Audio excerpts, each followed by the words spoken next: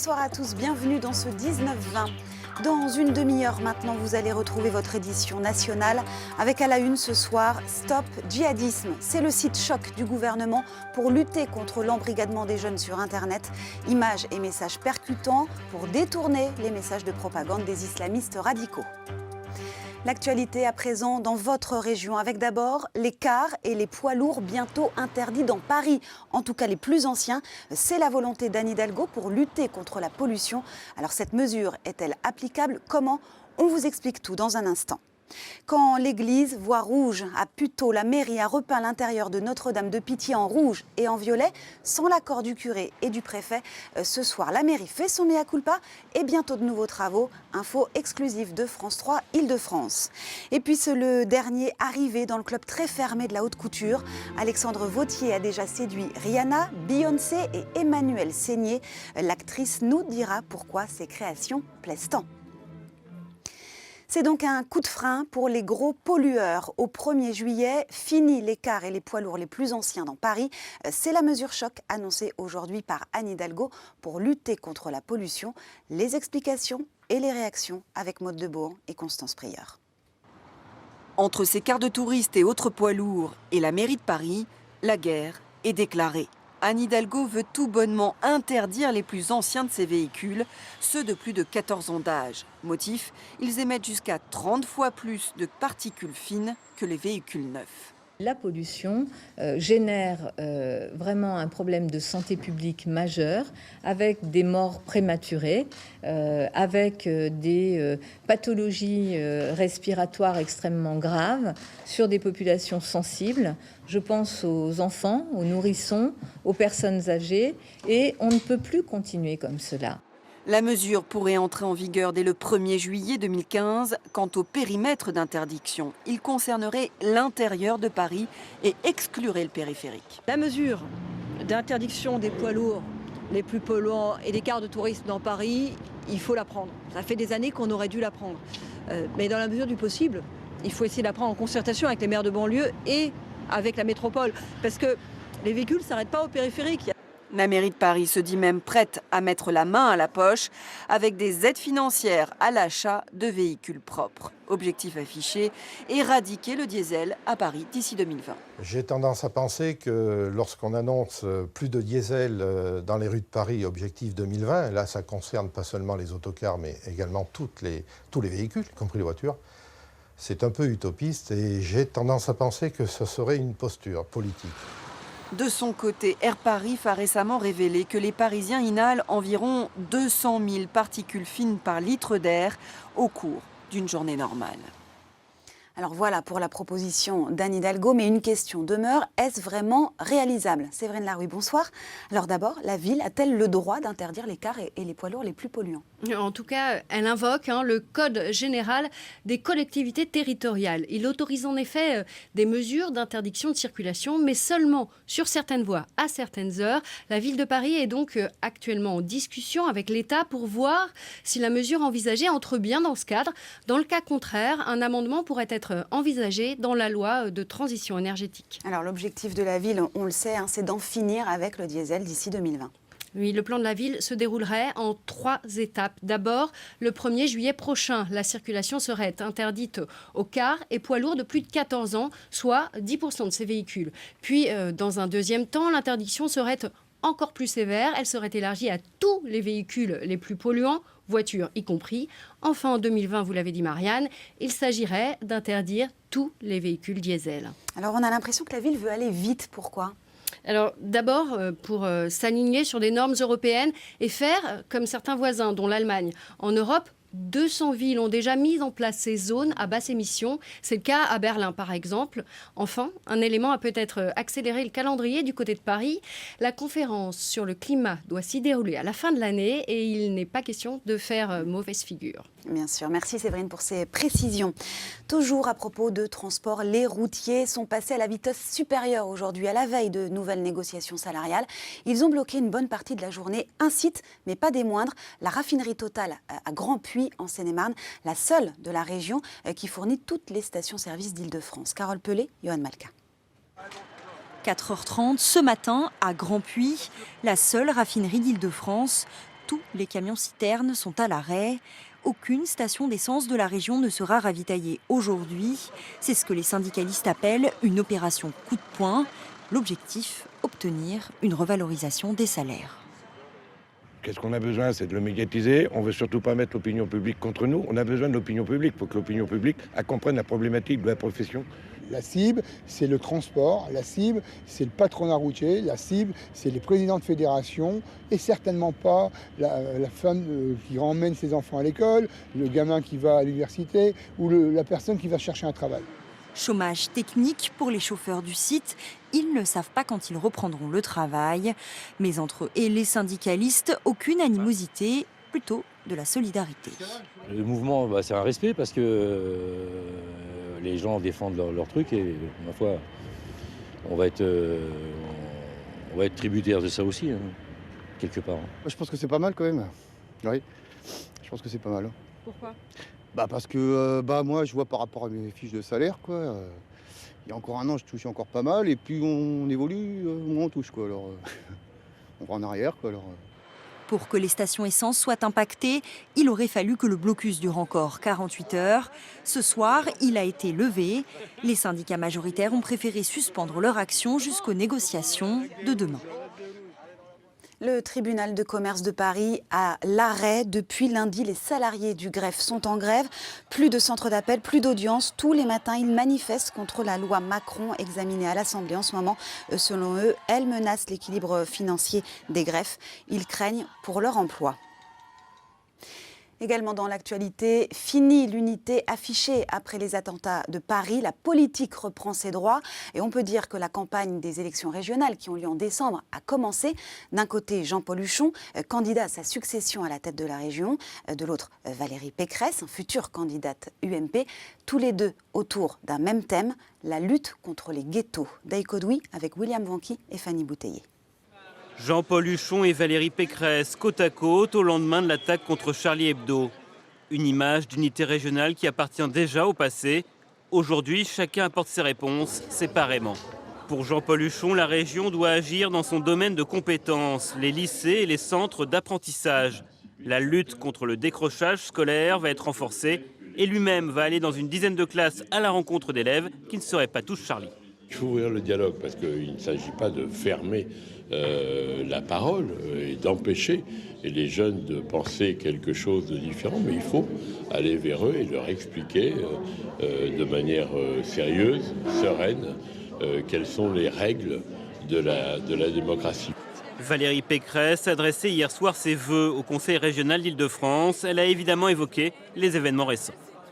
L'Île-de-France a été la première région en ligne dans le drame. L'Île-de-France doit être désormais en première ligne pour les réponses à apporter. Elle lance le club des maires reconstructeurs, façon de répondre à la politique de peuplement envisagée par Manuel Valls et de livrer sa vision de la mixité en matière de logement social. On crée des ghettos, on fait fuir les classes moyennes, on paupérise les écoles. Et après, qu'est-ce qui se passe? Échec scolaire, plus d'emploi, plus de sécurité. Et c'est ça le drame de la France fracturée d'aujourd'hui. Et quand Manuel Valls dit apartheid, on a envie de lui dire « Mais qu'avez-vous fait, vous à Évry ?» Valérie Pécresse et Jean-Paul Huchon seront peut-être adversaires lors de régionales de fin d'année. Une campagne qui tournera aussi autour de la fracture territoriale et qui tombera en plein 10e anniversaire des émeutes de 2005. On vient de l'apprendre, 30 000 € d'amende ont été requis à l'encontre de l'humoriste Dieudonné par le tribunal correctionnel de Paris pour propos antisémites. C'était à l'encontre de Patrick Cohen, le journaliste il y a un an, des propos qui avaient déclenché une vive réaction de Manuel Valls, alors ministre de l'Intérieur, et qui avait réclamé des mesures d'interdiction de son spectacle pour risque de troubles à l'ordre public. Un incendie s'est déclaré la nuit dernière dans une maison de retraite du 3e arrondissement. Une pensionnaire de 73 ans est décédée et 6 personnes ont été légèrement blessées. Le feu a pris dans le studio où vivait la victime, mais on ignore encore les causes. Les retraités vont être relogés dans un autre établissement. Depuis les attentats, les alertes aux colis suspects se multiplient. Plus de peur que de mal en début d'après-midi à Clichy, dans les Hauts-de-Seine, où un paquet oublié dans un bus a nécessité l'évacuation de plus de 700 personnes, des salariés d'un immeuble de bureaux voisins, ainsi que les enfants et le personnel d'une crèche. Tout cela a provoqué de gros embouteillages sur les quais de Seine. On vous en a parlé en début de semaine, la mairie de Puteaux a décidé de repeindre l'intérieur d'une église du XVIe siècle classée monument historique. Le problème, c'est le choix des couleurs, du rouge et du violet. Cela fait polémique depuis plusieurs jours. Ce soir, le curé a décidé de s'exprimer sur notre chaîne. Reportage Bertrand Lambert, Norbert Cohen. Par souci d'apaisement, le curé de Puteaux n'avait pas souhaité jusqu'ici s'exprimer devant les médias. Mais ce midi, à la sortie d'une rencontre visiblement tendue avec Madame la maire, le père Alain Lautaudet est sorti de son silence pour dénoncer l'attitude de la municipalité. J'ai trouvé Madame le maire particulièrement fermée.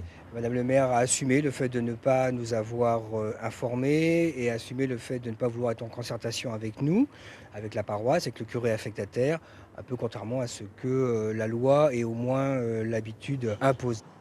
Au cœur des débats, les travaux menés par la ville pendant les vacances de Noël à l'insu des paroissiens. Et quels travaux? Chœur, repeint en rouge, bénitier et murs en violet. Autant de couleurs vives qui ont fait bondir les fidèles, mais aussi les défenseurs du patrimoine. Car Notre-Dame de Pitié est classée monument historique depuis 1975 et jamais une telle rénovation aurait dû avoir lieu dans cette église datant du XVIe siècle. La moindre chose peut être embêtante sur un monument historique classé. Ce sont des bâtiments qui sont anciens, la peinture peut réagir avec les pierres, elle peut porter durablement atteinte à un patrimoine. Et puis, si on n'a pas de dossier pour l'instruire, on ne sait pas quels sont les travaux qui ont été réalisés. Et donc, on ne peut pas, pour les générations futures, expliquer quelle a été l'évolution du bâtiment. Selon nos informations, la ville de Puteaux, qui n'a pas souhaité répondre à nos questions, a décidé ce soir de faire machine arrière et de financer la remise en état des lieux avec l'aide, cette fois, d'un architecte des monuments historiques. Un sacré mea culpa. On va parler emploi à présent. Alors que l'année 2014 a vu le chômage augmenter de 5,9% dans la région, la création d'entreprises a le vent en poupe. Dans la moitié des cas, il s'agit d'auto-entrepreneurs, un régime un peu plus contraignant depuis le 1er janvier, notamment pour les artisans qui doivent désormais suivre une formation obligatoire. Exemple dans le Val d'Oise avec Tania Watine et Kelly Pujard. Pour en finir avec les petits boulots, Gary Apchi a décidé de monter son entreprise. À 24 ans, il veut ouvrir un camion pizza. Aujourd'hui, il se rend dans une association pour être accompagné dans sa demande de financement. Une étape supplémentaire dans son parcours, après avoir obtenu le statut d'auto-entrepreneur. Quand j'ai créé mon entreprise, que j'ai créé le statut, je m'attendais vraiment à presque pouvoir commencer à travailler la semaine d'après. Alors qu'en fait, le chemin est plus long que ça. Sur le chemin de l'auto-entrepreneur, il y a désormais un stage obligatoire que Gary Apchi a fait en décembre dernier. Tous les tableaux comptables vont être faits exactement de la même manière. Gestion, fiscalité, droit des sociétés. Pendant 5 jours, ces stagiaires passent en revue les bases de l'entrepreneuriat. Pour ces futurs livreurs de repas au bureau ou chauffeurs de véhicules de tourisme, c'est apparemment un plus. J'étais un peu réticente quand on m'a dit que ce stage était obligatoire, parce qu'on a tellement de choses obligatoires que ça en plus qui vient s'accumuler, j'étais pas très contente. Et en fait oui, je comprends tout à fait que ce soit obligatoire pour les auto-entrepreneurs aujourd'hui. J'ai découvert pas mal de choses, comment gérer ma société, quelles sont la trésorerie. Parfois, c'est la première fois qu'ils ont accès à des notions de gestion. Et il est absolument déterminant pour pouvoir avoir des entreprises pérennes, d'avoir 2 ou 3 petits ingrédients pour essayer de comprendre la vie d'une entreprise. Le statut d'auto-entrepreneur a été créé en 2008 pour encourager la création d'entreprises grâce à des formalités simplifiées. La France compte aujourd'hui presque 1 million d'auto-entrepreneurs. Il est 19h12 à suivre, piloter un avion de tourisme tout en restant au sol. C'est possible avec ce simulateur unique en France, situé à Guyancourt dans les Yvelines. Une façon de s'entraîner à moindre coût. Et puis Paris serait-elle prête à affronter une nouvelle crue? Il y a 105 ans, jour pour jour, la Seine est montée jusqu'à 8,62 m.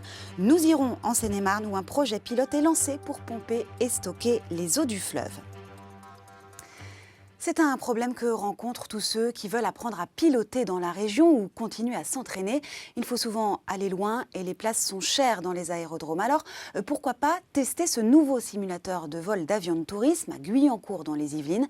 2 anciens de PSA se sont dotés d'un modèle unique en France. Sensation garantie. Valentine Poncy, Antoine Marguet. C'est comme dans un avion, c'est très serré. Le cockpit d'un Cessna, comme si vous y étiez. Après un décollage de l'aérodrome militaire de Vélizy-Villacoublay, guidé par un instructeur, le stagiaire réalise pendant 30 minutes un survol de la capitale. Et là, ce que vous faites, c'est que vous allez prendre un virage sur la droite pour jusqu'à apercevoir la Défense. Une situation impossible à reproduire dans la réalité puisque la région est interdite de vol, mais très pratique pour se repérer. Les gens ils prennent un cap vers la Défense, ensuite vers Bercy, ensuite vers le Parc des Sceaux. Ça permet de faciliter la navigation et d'arriver à faire un vol assez sereinement. Les instruments de navigation sont réels et la cabine reproduit les mouvements de l'avion. Pour cet amateur, l'expérience est concluante.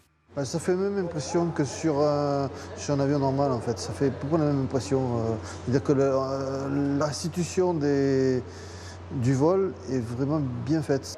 Panne sur l'avion, conditions météo, les paramètres s'adaptent à tous les pilotes, quel que soit leur niveau.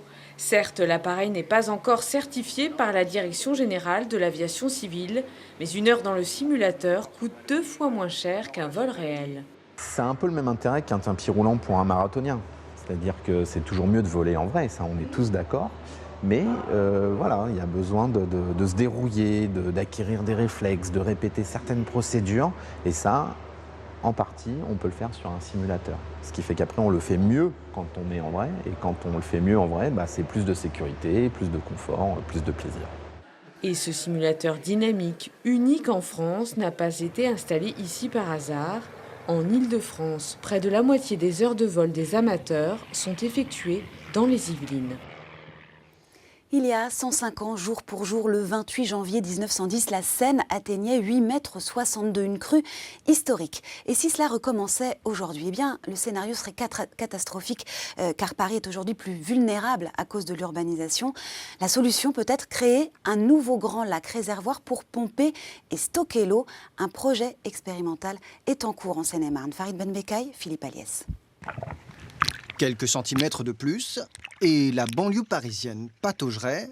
Les spécialistes ont donc retenu une solution ici à 80 km de Paris, de part et d'autre de la Seine. Vous aurez la digue qui partira comme ça tout le long de la Seine et qui viendra ensuite faire un angle et qui longera cette route sur laquelle on se situe actuellement. À chaque épisode de crue, le fleuve sera pompé, puis stocké dans un immense réservoir. Un casier de 200 millions de mètres carrés va ainsi être créé, l'équivalent de 7000 terrains de football, capacité totale 10 millions de mètres cubes, soit 3000 piscines olympiques. Châtenay-sur-Seine est aux premières loges de ce projet pharaonique. Les digues se dresseront sur ce chemin rural, mais il faudra d'abord convaincre ce patron de quitter les lieux avec ses 25 salariés.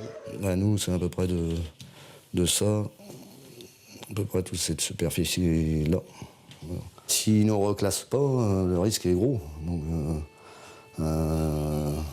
peut-être bien même la fermeture de l'entreprise LMPS. Protéger Paris, quitte à engloutir certaines campagnes, la méthode fut testée dès les années 60. Le trop-plein dû aux crues d'hiver et de printemps ira remplir un vaste réservoir aménagé à une quinzaine de kilomètres à l'est de la ville. À l'époque, on creuse des tunnels, quitte à fermer les yeux sur l'impact écologique. Un demi-siècle s'est écoulé et le projet actuel ne satisfait pas non plus les défenseurs de l'environnement. Ce qui est retenu, c'est décréter les crues de la Seine avec des pompes à fioul. Aujourd'hui, on ne raisonne plus comme ça. C'est des solutions technocratiques des années 70. Aujourd'hui, on est sur un milieu protégé. On doit se soucier à la fois de l'efficacité et on doit se soucier aussi de l'économie, de l'environnement et de l'économie financière. Montant de la facture, 100 millions d'euros. Si le test est concluant, 9 casiers supplémentaires verront le jour, de quoi faire baisser le niveau de 20 cm et rester bien au sec. Un mot de football à présent pour vous dire que ça y est, c'est décidé. Le 8e de finale de Coupe de France entre le Red Star et Saint-Etienne se jouera le 10 février au stade Jean Bouin. Le stade Bauer à Saint-Ouen n'est en effet pas assez grand pour recevoir une telle compétition selon la Fédération française de foot. 2014, année record pour la fréquentation de la Tour Eiffel. En 125 ans, jamais il n'y a eu autant de visiteurs, plus de 7 millions, soit une augmentation de 5,3% par rapport à 2013. Un succès dû très majoritairement aux touristes étrangers. La palme revient aux Américains devant les Britanniques et les Italiens. Toute la semaine, vous le savez, on vous fait découvrir les défilés haute couture. Aujourd'hui, coup de projecteur sur Alexandre Vauthier. Il vient de rejoindre le club très fermé des grands couturiers et sa première collection haute couture est fidèle à ce qu'il fait depuis 9 ans déjà, des robes sexy, ultra féminines, à l'image de ses muses, parmi elles Emmanuelle Seigné, qu'on a suivi, que Nicole Bappel et Olivier Badin ont suivi. Ovationné, Alexandre Vauthier vient de réussir son entrée officielle en haute couture. 15 minutes plus tôt, aux premières loges, une Vénus en fourrure blanche, Emmanuelle Seigné. C'est quelqu'un que j'aime beaucoup et j'aime beaucoup son travail et je suis sûre qu'il a fait quelque chose de magnifique.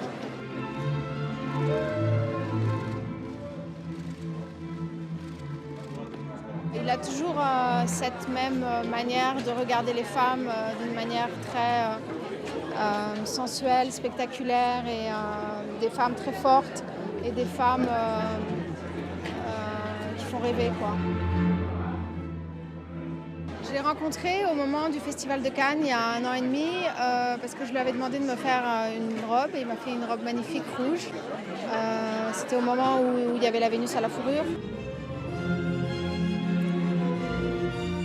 Découpe précise, dos envoûtant et transparence délicate. La couleur de l'été Vauthier sera le vert émeraude dans tous ses éclats.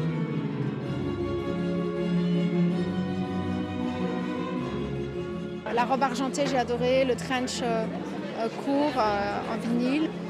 Et puis j'ai adoré aussi la robe verte avec des petites strass.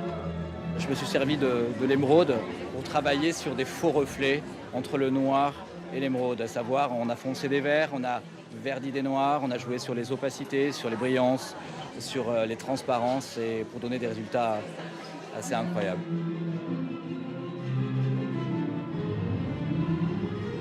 J'aime bien être confortable. J'aime pas trop les talons parce que j'ai du mal à marcher. Mais j'aime bien des choses simples mais qui me mettent en valeur.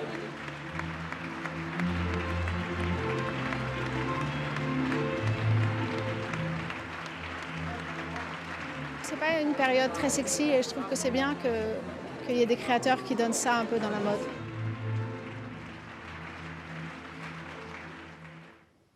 Voilà, avant de refermer ce journal, quelques infos pratiques comme chaque soir. Et d'abord, inscrivez-vous à Paris face cachée les 6, 7 et 8 février prochains. Vous pourrez visiter des lieux interdits habituellement au public, des endroits insolites ou participer à des activités artistiques. Certains rendez-vous sont gratuits, dépêchez-vous. Tout savoir sur la métropole du Grand Paris qui verra le jour l'année prochaine. Une rencontre d'information avec les maires de Gennevilliers, Clichy et Bois-Colombes dans les Hauts-de-Seine a lieu demain soir à 19h à la mairie de Gennevilliers. Si vous souhaitez devenir graphiste, styliste, architecte ou comédien, eh bien un rendez-vous, le Salon des formations artistiques, c'est ce week-end, porte de Versailles. Vous y trouverez les informations nécessaires pour votre choix d'orientation. Et puis le jardin de l'Hôtel de Ville, situé côté Seine, à Paris, ouvre au public. C'est une première et ce sera le cas tous les samedis, dimanches et jours fériés. Plus d'infos bien sûr sur notre site internet France 3 Paris. Voilà, tout de suite vous retrouvez la météo et le journal de la rédaction nationale. Très belle soirée. Retrouvez toute votre actualité régionale sur l'application France.